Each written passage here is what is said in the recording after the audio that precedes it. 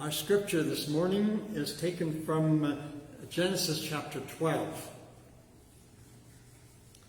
the first few verses. Now the Lord said to Abram, "Go from your country and your kindred and your father's house to the land that I will show you. I will make of you a great nation, and I will bless you and make you your name great, so that you will be a blessing. I will bless those who bless you, and the one who curses you I will curse. And in all the families of the earth, and in you all the families of the earth shall be blessed." Pastor Will? Yeah, thanks, Hugo, for the reading.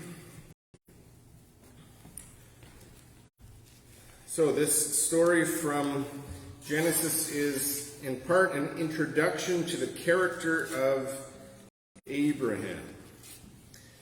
One of the fun things that happens with these church seasons that we go through, Advent, Lent, and so on,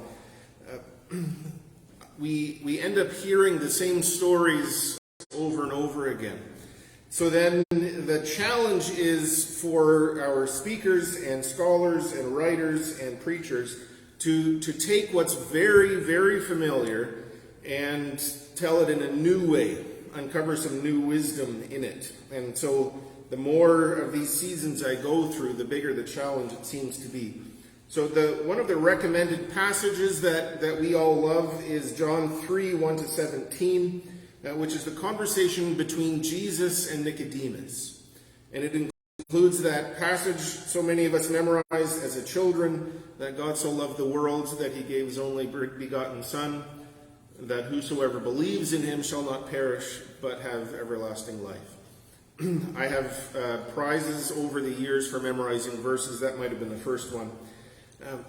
It's a beautiful story of Jesus and Nicodemus, but it felt like I had preached that story a number of times, so I thought I would switch to the Old Testament story. And then I thought, I think I've preached a whole bunch of Abraham stories as well. These Abraham stories are not just our stories. There are three major world religions that we call the Abrahamic faiths. Jews, Christians, and Muslims all claim Abraham as one of their people. So we have this story of Abraham. Here he is. He's getting a blessing and a call to follow God. But the interesting thing about Abraham at this part of the story is that Abraham is already quite old.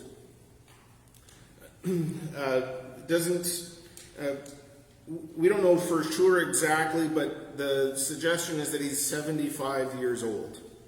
And at this age, he's supposed to pack up and move, leave his family's land, and start again somewhere else. Oh, and have a child. So some of the conversations I've had with older folks, I'm not going to put ages on that label, but there seems to be this kind of internal voice that we hear. One voice says, I'm young, I have energy, I have ideas, I have purpose, I have worth, I have love to give. That's the internal voice that we hear.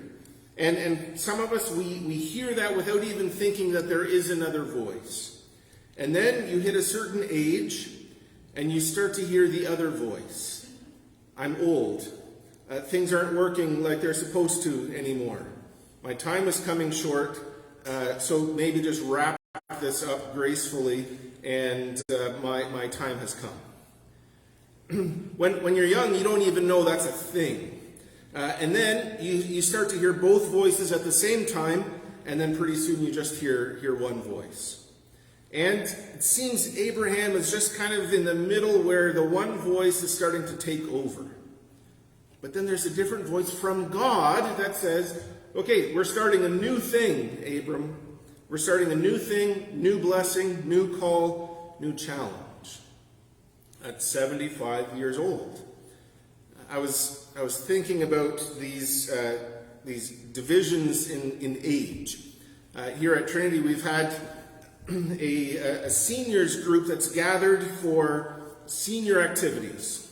And for a little while, we had a group that they would travel and they would see new buildings, they would visit parks, they would visit museums, and it was a fun group doing fun things. And then pretty soon they wanted to do other things like visit cemeteries and things that were no longer fun. And we called this the 60 plus group. And we had a whole bunch of people who were 60 plus but didn't want to do those things. Right? So then we had this kind of unofficial divider between the people who still wanted to do fun things and the people who were 65 plus but needed to do slow things. And we started to feel that tension because people were starting to hear that second voice, but they weren't ready to respond to it. And within our world, we have this voice happens. We start to think, okay, once you're a certain age, you kind of have to fade out. But every now and then there's a story that goes opposite of that. So if one of the places when I was a kid that my parents would consider going on the way home from church, it wasn't on the way, we would have to complain. And in our family, complaining wasn't an adequate word. Schlam, we would have to complain like children to kind of convince them to go into town and get food from a different place. And KFC was one of our favorites. KFC has established a legacy in the field, but KFC was started by Colonel Harlan Sanders, and that initiative happened when he was already quite old. When he should have been retired, he started a new business, which became this large American enterprise. When other people his age were responding to the second voice that says, shut everything down, he was starting a new thing up. He thought he still had something to give. Another thing I was reading recently about Matthew Perry, a Canadian actor some of you know from the TV show Friends. For a long time, he was a successful actor, and everybody thought he was funny and charming and all of the things. And now the TV show is long in the distance, and he's been interviewed lately. He's written a book, so when you write a book, then people want to hear your thoughts on other things. So he's been interviewed, and people ask him, "Oh, we love the show. We love your character. You must watch it all the time." And he says, "No, I really don't." So then especially people who love the show and love his character, are like, well, why not? It's hilarious. It must be like, are you embarrassed of the quality of work? You don't think it's funny anymore? So then he opens up. He says, "When I was on the show, I was in the depths of addiction. Pain-killing drugs, alcohol, other things. And so when I watch the show," he says, "I can tell by the way that I look if I'm hungover, if I'm stoned, if I'm drunk. And it hurts to see." No, we watch it, we don't see that, but he can see that. And Matthew Perry is in what many would call in the later stages of his professional career. He's not starting new acting gigs, he's not in movies, he's not in any new TV shows. And so in some ways he's hearing that second voice professionally, wrap things up. But for a long time, within that addiction, he was hearing that other voice, and the drugs and the alcohol were suppressing that voice. They were allowing him to believe that he still had something good because the pain of everything else was telling him that second voice for a long time. And in his new book, he tells the story of his awakening, his discovery. He had been in rehab numerous times, in the hospital more than that. And he realized he needed help. So there came a point where he fell to his knees and he prayed. And he wasn't a religious person. He had been removed from religious life, but he prayed to God. And he writes that he was in his prayer. He saw a light, small light, and as he prayed, as he called out to God for help, the light grew, and the light grew so much that it filled the whole room. That in the light, he couldn't see his own darkness anymore. He couldn't feel the darkness anymore. And he knew that God had heard him, that God was with him, and that God had been with him all along. He doesn't elaborate on it in the TV interviews because the TV people don't want to hear it, but it's in the book. This happens not just with old age, but with great pain. When we talk to people who are dealing with addiction, people who are dealing with illness, people who are dealing with heartbreak, they talk about that darkness, that feeling that this is all that I have. And we can make it an old and young difference with that voice. But I think there's another way that it plays out. And it's not exactly the same voice, but there is kind of a voice that says, you are getting what you deserve. And there's a voice that says, no. We live in a world, in a universe created by God who loves us in grace. Not rewarding us for our good actions, but surrounded by grace. And even some of us, the most religious among us, we sometimes quiet that voice. So in the story of Nicodemus that I mentioned before, Nicodemus comes, and I won't read the whole thing, but Nicodemus comes to Jesus in the night, in secret. Nicodemus is a religious leader, and he knows that Jesus has wisdom. He knows that the crowds are following Jesus, and he wants to talk to Jesus one-on-one, but privately. And they're talking about law and grace, and Jesus tells Nicodemus, an old man, a respected man, an educated man, an important man, and he says to Nicodemus, you must be born again. Now, when we hear born again, we hear that as an adjective describing Christians. Nicodemus hadn't heard it in that context before. So when Nicodemus heard it, he was hearing that in the context of those two voices.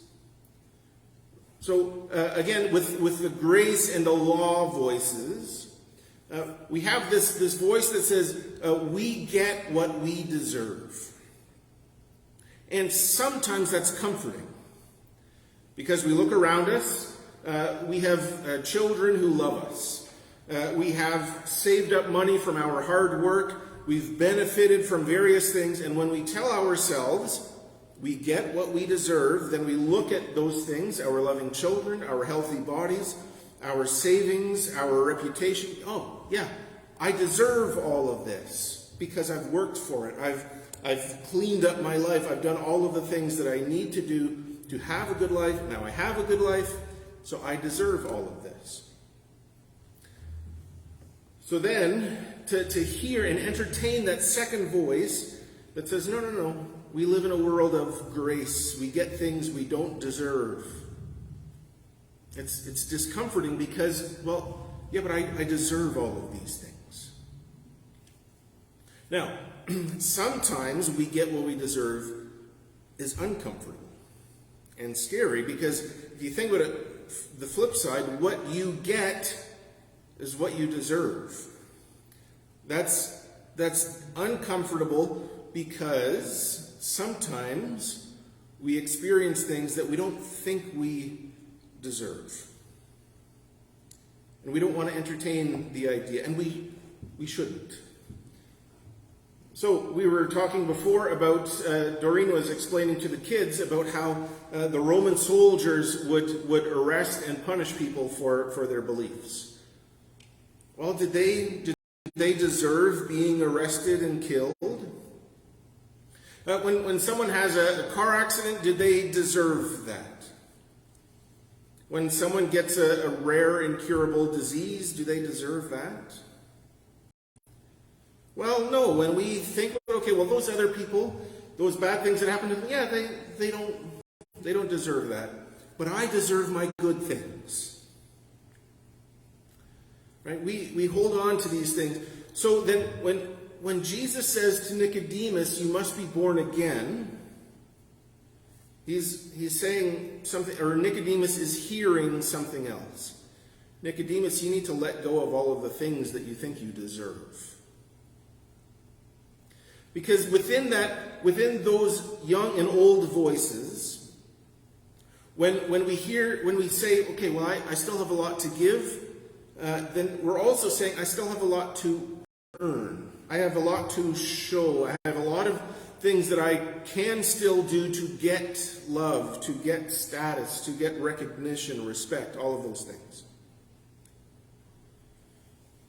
So then there's a comfort then that says, okay, we've got to wrap things up. Our time has come. There's a comfort there because, okay, well, I've done the things. I've gotten the love.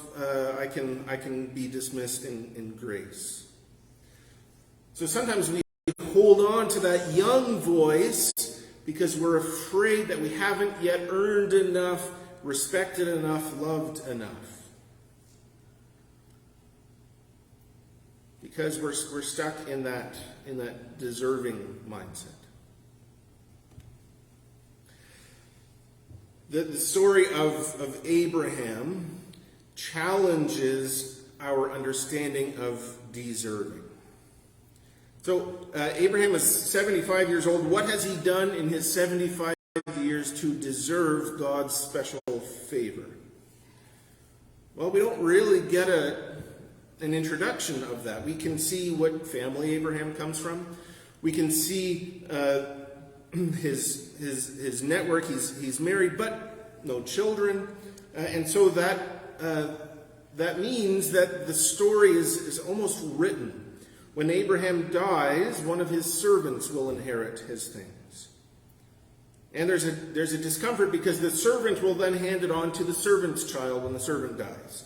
And Abraham will be forgotten. But only if you live in the world of law, of deserving, of transactional love.